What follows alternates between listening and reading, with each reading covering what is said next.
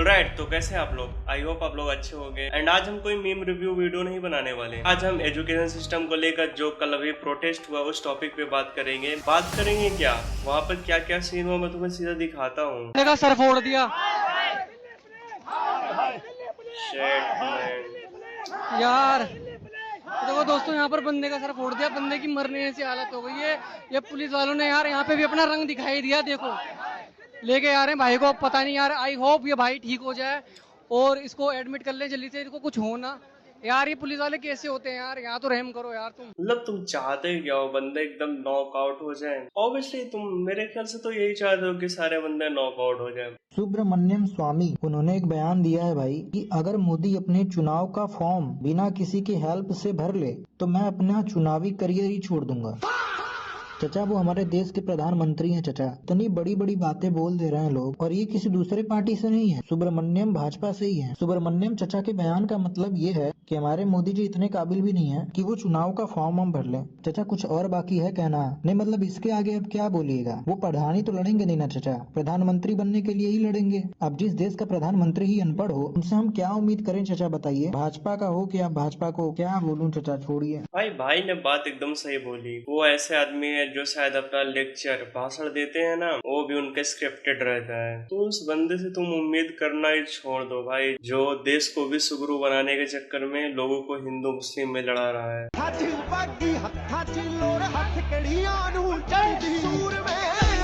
ये तुम देख सकते हो। एक्चुअल में यहाँ पर पीसफुल प्रोटेस्ट भी करना मतलब टेररिस्ट हैं। ये इंडियन स्टूडेंट तो है नहीं, यूथ है नहीं, ये टेररिस्ट है। उनका यही कहना है भाई, इसमें मैं क्या बोल सकता हूँ? सीधी सी बात।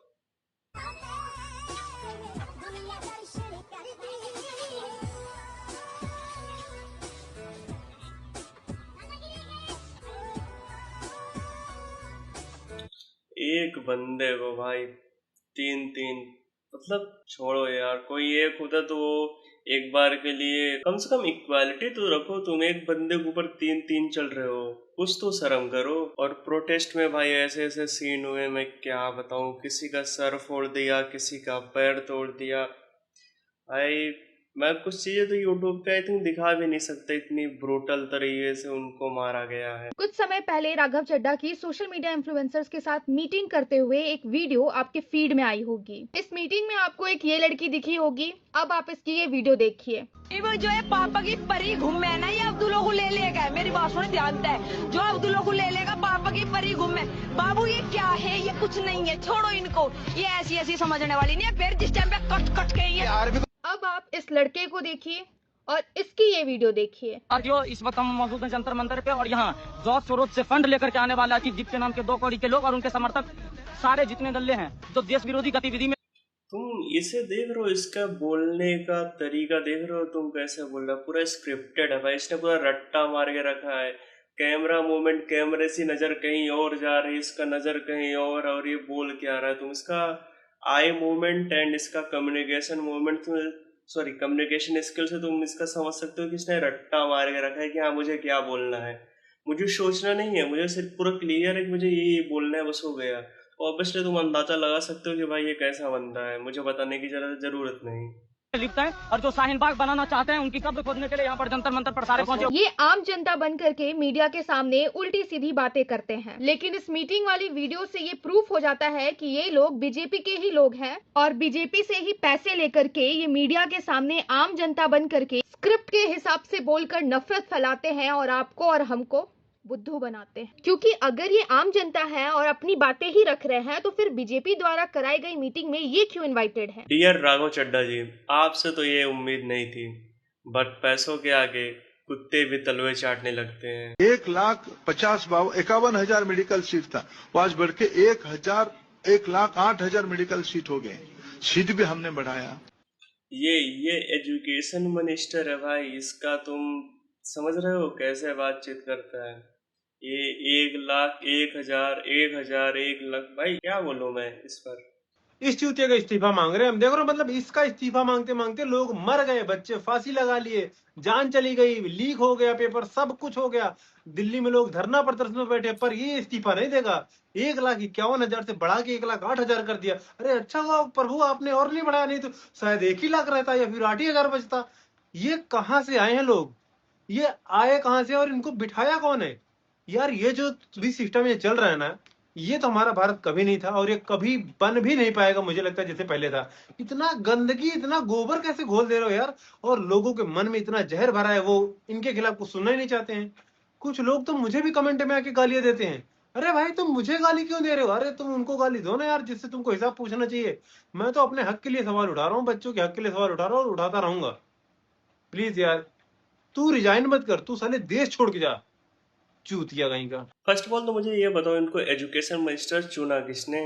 किसने बोला कि भाई तुम एजुकेशन मिनिस्टर बन जाओ? इनके बातचीत करने का तरीका देखकर मुझे तो लगता है इनको एजुकेशन मिनिस्टर की स्पेलिंग भी नहीं आती।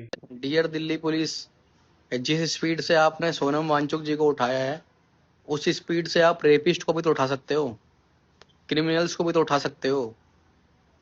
बताओ, एमसीडी वाले उसी स्पीड से कूड़ा भी तो उठा सकते हैं दिल्ली के अंदर, लेकिन नहीं करते। क्यों भाई? बताओ सर, बताओ ना। अगर ये लोग रेपिस्ट को उठाएंगे तो इनको रिश्वत कहाँ से मिलेगी? क्योंकि ये लोग सैलरी पे तो जीते नहीं है, रिश्वत से ही शायद इनको सांसें आती है। और ये इतने स्पीड से रेपिस्ट को कभी पकड़ने के बारे में सोच भी नहीं सकते। पता है क्यों?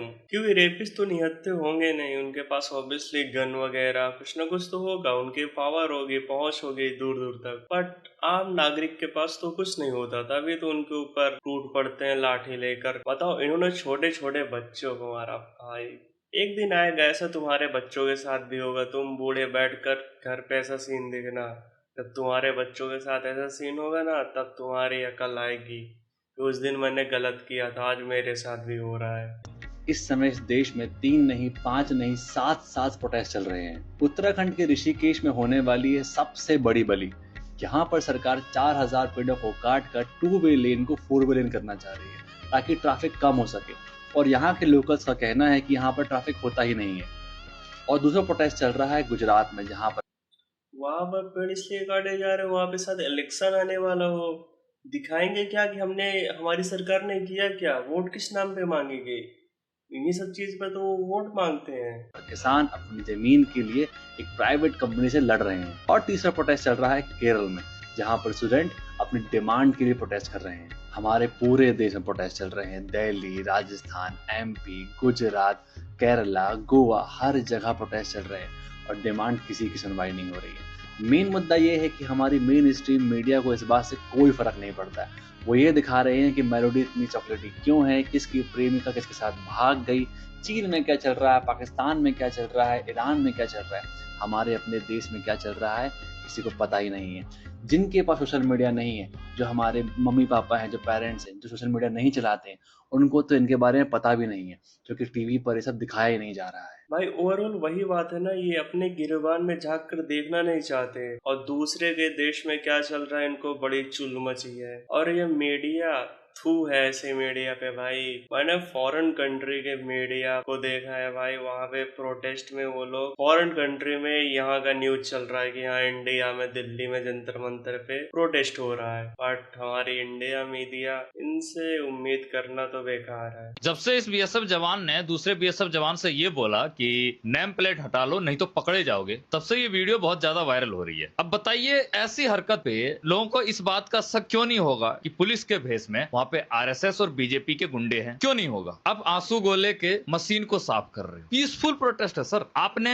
बीएनएस धारा 163 लागू कर दिया, आप इस प्रोटेस्ट को इलीगल बोल रहे हो, परमिशन नहीं दे रहे हो। क्या संसद हमारा नहीं है? भारत के जनता का संसद नहीं है? अगर आप प्रोटेस्ट करने, भारत की जनता का संसद भवन कहाँ से होगा? संसद भवन तो इनका ससुराल है, जहाँ पर ये घर जमाई बनकर जाते हैं, सेवा पानी करा कर चले जाते हैं। ऑब्वियसली ऐसे भूख हड़ताल करने से जनता की आवाज नहीं सुन रहे हो, तो संसद का सत्र चल रहा है, जनता आपके पास आ रही है आपसे क्वेश्चन करना है, आप उनको वहीं संसद में जवाब देना। जवाबदेही तो लोगे ना, लेना पड़ेगा। जवाबदेही देने के बजाय आपने पुलिस वाले गुंडे भेज दिए जंतर मंतर पे, आंसू गोले के मशीन ठीक किए जा रहे हैं, बैरिगेटर लगाए जा रहे हैं। आपने 163 लागू कर दिया, आपने परमिशन डिनाई कर दिया है कि कोई कोई संसद भवन पे नहीं जाएगा। क्यों नहीं जाएगा यार? संसद भवन किसका है? हम भारतीयों का है ना। और जब प्रोटेस्ट पीसफुल तरीके से, तो आपको डर किस बात का है सर? ये प्रोटेस्ट अगर खराब होगा, उसके पीछे जिम्मेदार भारत सरकार, प्रधानमंत्री नरेंद्र मोदी होंगे और दिल्ली पुलिस होगा, क्योंकि ये प्रोटेस्ट बिल्कुल शांतिपूर्वक तरीके से हो रहा है, ये मार्च शांतिपूर्वक तरीके से हो रहा है और भारत के लोगों को अधिकार है कि वो अपनी आवाज उठाए और सरकार जब बहरी हो जाती है तो उनके कानों तक आवाज पहुंचाए। संसद भी हमारा है, तुम्हारा नहीं। तुम 5 साल के लिए हो वहां पे, लेकिन वो संसद हमारे टैक्स से बना है, हमारे पैसे से बना है, हमारे पूर्वजों के पैसे से बना है। हम जो अभी टैक्स भरते हैं उससे वो संसद सत्र चलता है, तो उसमें सवाल जवाब हमारे लिए नहीं होगा तो किसके लिए होगा? और हम क्यों नहीं जाएंगे संसद? आप कह रहे हो परमिशन डिनाई, आप होते कौन हो? कौन राजा हो, महाराजा हो? तानाशाही चल रहा है भारत में, लोकतांत्रिक भारत है, हमें अधिकार है प्रोटेस्ट करने का। जब हम पीसफुल तरीके से प्रोटेस्ट कर रहे हैं, हम खुद अपना नुकसान नहीं कर रहे हैं, अपने देश में गलत चीजें नहीं फैला रहे हैं, तो आप होते कौन हो कि आप उस पीसफुल प्रोटेस्ट का परमिशन नहीं दोगे? कौन होते हो? वहां पर कोई दंगा हो रहा है, देश विरोध की बातें हो रहा है? नहीं, सिस्टम में आप बैठे हो, सिस्टम आपने खराब किया तो ठीक कौन करेगा? इसका जवाब दो। इसके बाद आप नोटिस जारी करते हो और पुलिस वालों को कहते हो कि परमिशन डिनाई कर दिया हमने। पुलिस वाला कौन है? आप अपने आप को नौकर समझते हो या राजा? सबसे पहले इसका जवाब दो। अगर धर्मेंद्र प्रधान आके अब तक इस्तीफा दे दिया होता या प्रधानमंत्री नरेंद्र मोदी अब तक हमारी आवाज सुन लिया होता, तो हमें क्या जरूरत थी संसद तक जाने का, मार्च करने का, पीसफुल मार्च करने का? आप क्या राजा हो एक बार गद्दी पे बैठ? भाई वो कहाँ से सुने गए? उनके कानों में तो खोट की जगह वोट घुसा हुआ है। मतलब उनको हियरिंग का जो मशीन आता है ना, वो उनका लगवाओ, क्योंकि उनको मेलोडी वो कुछ बोलेगी वो तो उनको आराम से एकदम कैजुअली सुनाई पड़ेगा। वो किसी और लैंग्वेज में बोलेगी ना तो उनको वो भी समझ में आ जाएगा। लेकिन यहाँ पर जनता की आवाज उठा रही है, इसके लिए बहरे बन जाते हैं। तो उठ नहीं सकते। लोकतांत्रिक भारत है, भगत सिंह का देश है ये, महात्मा गांधी ने त्याग किया है और हम महात्मा गांधी के मार्ग पे चल रहे हैं अभी, समझ रहे हो ना? इसमें क्या गलत है भाई? इतना तो अंग्रेज भी जुल्मी नहीं था जितना बीजेपी सरकार बन गया भाई। परमिशन डिनाई कर रहे हैं ये कि पीसफुल मार्च नहीं होगा पीसफुल मार्च। हम संविधान के किताब लेके मार्च करेंगे। ऐसे तो आप कोई परमिशन ही नहीं दोगे, ऐसे तो हम कभी आपके खिलाफ कोई आवाज ही नहीं उठा पाएंगे। हर जगह परमिशन डिनाई कर दोगे। इस तानाशाह सरकार को हमें सत्ता से हटाना पड़ेगा, तभी जाके इन्हें समझ आएगी कि लोकतांत्रिक देश कैसा होता है, लोकतंत्र क्या होता है। और ऐसी सरकार जब भी सत्ता में आएगी तब हमारे जैसे लोग इसी तरीके से खड़ा होंगे आपके अगेंस्ट। और दोबारा इन बीजेपी सरकारों को कभी सत्ता में मत लाना, और ऐसे नेताओं को तो बिल्कुल भी। मैं तो कहता हूँ इन अनपढ़ गवार पार्टी को इस देश से उखाड़ फेंको, विलुप्त कर दो एकदम से। और जो पुलिस वाले लोग नेम टैग अपना हटा रहे थे, भाई ऐसा भी क्या कुछ इलीगल कर रहे थे तुम? हाँ, और इलीगल करने की तूने पूरी प्लानिंग बना रखी थी, तभी तो उनका नेम कार्ड किसी का नहीं था। और वहाँ पे बहुत से ऐसे लोग भी थे जिनके पास यूनिफॉर्म ही नहीं था भाई, वो कैजुअल ड्रेस में ऐसे चले गए थे और अपने आप को पुलिस ऑफिसर बता रहे थे। बताओ, इस गाड़ी को देखिए, टूटी हुई इको गाड़ी खड़ी की गई है दिल्ली पुलिस द्वारा। आखिर ये गाड़ी यहाँ पर क्यों खड़ी की गई है? क्या ये दिखाना चाहते हैं कि जेंजी ने तोड़फोड़ की, माहौल खराब किया? ये ट्रक देखिए, इस ट्रक में पत्थर भरे हैं, बड़े बड़े पत्थर इस ट्रक में भरे गए हैं। आखिर इतने सारे पत्थरों का इस प्रोटेस्ट में क्या काम है? इन्हीं पत्थर का तो यूज करके उन्होंने पब्लिक को मारा भाई। पुलिस वालों ने पब्लिक को मारा और उसके बाद पब्लिक भी पत्थर चलाई, क्योंकि भाई वहां पे पूरा प्लानिंग कर रखा था ना इन्होंने। क्यों वहां पे पत्थर ले जाकर हम रख देंगे तो पब्लिक ऑब्वियसली वहां पे उठा के मारेगी, क्योंकि जंतर मंतर एक ऐसी प्लेस है जहाँ पर एकदम साफ सफाई होती है। वहां पर ऐसे बड़े बड़े पत्थर आना तो इम्पॉसिबल है भाई। और ये तब की वीडियो है जब वहां पे प्रोटेस्ट नहीं हुआ था, और ये 20 तारीख से पहले की वीडियो है, क्योंकि 20 तारीख से पहले जब ये सारा सामान वहां पे पहुंच चुका था ऑब्वियसली, तो न्यूज वाले न्यूज पे कवर क्या करेंगे कि हाँ पब्लिक ने ये तोड़ दिया ये कार, और पब्लिक यहाँ से पत्थर उठाकर ऐसे पुलिस वालों को मार रही है। भाई क्या बोलूं मैं। ये भी जंतर मंतर के बाहर ये ट्रक खड़ा हुआ है। इसके बाद देखिए भारी मात्रा में जो पुलिस फोर्स है वो भी यहाँ पर पहुँच रही है। सीआरपीएफ, आरएएफ फोर्सेस यहाँ पर पहुँच रही है। आखिर इतनी फोर्सेस का यहाँ पर क्या काम है, सवाल ये भी है। हाँ, इतनी फोर्स इसलिए आई है क्योंकि वहाँ पे टेररिस्ट आए हैं, ना कि स्टूडेंट। ये ऐसे टेररिस्ट है जो हाथ में फूल लेकर आते हैं, हाथ में किताब लेकर आते हैं, हाथ में लंच बॉक्स लेकर आते हैं, हाथ में पानी का बोतल लेकर आते हैं। ये थोड़े जेंजी टेररिस्ट हैं। तो डर इतना फैल गया है गवर्नमेंट को, दिल्ली पुलिस को, सबको, कि आखिरकार उन्हें मेट्रो के स्टेशन बैन करने पड़े। पटेल चौक, राजीव चौक, केंद्रीय वाले स्टेशन बैन है, लेकिन कोई बात नहीं, चल के जाए कैसे भी जाए, हम लोग पहुंच जाएंगे। तो ये डर देख के बहुत अच्छा लग रहा है, चाहे वो आपकी सरकार को, आपके पोपो को हो। कुछ स्टेशन पे लोगों को प्रॉपर कैद करके रखा था। भाई ये सारे एग्जिट बंद कर रखे हैं यहाँ से, मेट्रो के भाई 3-4 स्टेशन है, जाके एग्जिट बंद कर रखे है। देखो कितनी पब्लिक थी वहाँ पर, जाने दे रहे भाई, वहाँ पे जाने दे रहे। ये देखो उद्योग भवन ये 4 स्टेशन में डोर ओपन नहीं होंगे। जिन यात्रियों को लाइन चेंज करना है वो कश्मीरी गेट से ही लाइन चेंज कर लेंगे। सभी यात्री ध्यान दें, राजीव चौक, पटेल चौक, CTST, उद्योग भवन, ये 4 स्टेशन में डोर ओपन नहीं होंगे। यू कैन सी कि मेट्रो स्टेशन वहाँ पर एग्जिट ही पूरा प्रॉपर बंद कर रखा था। एंड 2 और 3 स्टेशन पे उन्होंने बताया, मेरे को नाम क्लियर याद नहीं, वहाँ पर मेट्रो रुकेगी ही नहीं। तो तुम सोच सकते हो इन्होंने कितनी प्रॉपर लेवल की प्लानिंग कर रही थी। कैन यू इमेजिन अगर वहाँ पर पूरी पब्लिक पहुंच गई होती जो कहीं पर रुकी ना होती तो वहाँ पर क्या सीन होता। इसे प्रॉपर सोच कर मेरे को कॉमेंट में बताना। तो जी सर, आपका टैग क्यों नहीं है? आपका टैग किधर है? आपका नेम प्लेट किधर है? प्लीज आंसर अस। आपका नेम प्लेट किधर है? नहीं ऐसा क्यों सर, मतलब हम पीसफुल प्रोटेस्ट कर रहे हैं। अगर हम आपका नेम टैग नहीं है तो हम यहाँ पे आपको कौन समझेंगे? आप जवान हो या नहीं? आप नॉर्मल कपड़े में हो? नहीं, आपको आप नॉर्मल कपड़े में यहाँ पे खड़े हो, हम कैसे समझे कि आप जवान है? तुम्हारे पास नेम टैग नहीं है, चलो कोई बात नहीं, कम से कम उसका आंसर तो होना चाहिए कि नेम टैग है क्यों नहीं। या तुम्हारे मालिक बॉस ने बोला कि मत बताना नेम टैग क्यों नहीं है। एक तो इस देश के बारे में मैं क्या बोलूं, हम इसे पैसे टैक्स के जरिए वसूलते हैं और उस पैसों का हमारे ऊपर इस्तेमाल करते हैं दादागिरी करने के लिए। एंड वहाँ पे भाई smoke grenade, oh my God, इतने ज्यादा स्मोक ग्रेनेड फेंके गए जो सब फटते हैं भाई। कुछ तो लोगों के ऊपर फट गए थे भाई। उसकी वीडियो मेरे डेस्कटॉप पे पड़ी हुई है, उसका मैं पार्ट 2 बनाता हूँ क्योंकि ये वीडियो ऑब्वियसली बहुत लंबी हो चुकी है। एंड वहाँ पे जिस लेवल की ब्रूटैलिटी दिखाई गई है दिल्ली पुलिस के जरिए कि मैं क्या बताऊं यार उस टॉपिक को। कोई ना, एक दिन तुम्हारे बच्चों के साथ भी ऐसा होगा, तब तुम्हें समझ में आएगा तुमने कितना गलत किया था उन बच्चों के ऊपर जो अपने एजुकेशन को लेकर लड़ रहे थे। अभी वैसे तो मैं भी एक स्टूडेंट हूँ एंड मैं 12th पास भी हूँ, बट उसके आगे की पढ़ाई मैंने स्टॉप कर दी, रोक दी। उसके भी मल्टीपल रीजन है, जैसे कि मुझे पढ़ाई में इंटरेस्ट है बट मैं चाहता हूँ कि रेगुलर क्लास अटेंड करूँ, तो आई थिंक वो ज़्यादा बेस्ट रहेगा मेरे लिए। बट वैसे कॉलेज मेरे आसपास नहीं है। यहाँ पर ऐसे कॉलेज हैं जहाँ पे तुम एडमिशन कराओ, उसके बाद तुम खाली एग्जाम देने जाओ और तुम पास हो जाओगे। इनफैक्ट तुम्हें घंटा पता नहीं तुम्हारा सब्जेक्ट क्या है क्या नहीं, उससे कोई मतलब नहीं। अगर तुम एग्जाम देने नहीं जा सकते तो तुम थोड़े से और पैसे फेंको उनके पास, तुम्हारे स्कूल टीचर के पास, और वो तुम्हारा एग्जाम भी क्लियर कर देंगे, तुम्हें जाने की जरूरत नहीं। ऐसा एजुकेशन सिस्टम बना कर रखा है। तो अब मुझे ये बताओ, मैं ऐसा करके मान के चलो ग्रेजुएशन डिग्री मैंने ले भी ली, तो डिग्री मेरे किस काम की जब मुझे घंटा पता नहीं उसका प्रोसेस क्या, उस डिग्री को पाने का प्रोसेस क्या, मुझे वही नहीं पता, तो वो डिग्री मेरे किस काम की। ये तो मैंने अभी थोड़ी ग्रेजुएशन की बात की, मैंने तो यहाँ तक देखा क्लास 12 तक, मैंने 12 तक पढ़ाई की। यहाँ पर जितने भी स्कूल है सब घटिया से घटिया बने जा रहे हैं। वहाँ पर पढ़ाई के नाम पर बाकी सारी चीजें होती हैं, बस पढ़ाई ही नहीं होती। एंड टीचर तो ऐसे होते हैं जिनके बारे में क्या बोलूं मैं, टीचर वाले कम, बाकी उनके अंदर सारे गुण प्रॉपर भरे होते हैं। ऐसा है इंडिया का education system. Thanks for watching. इसके पार्ट 2 में मिलते हैं।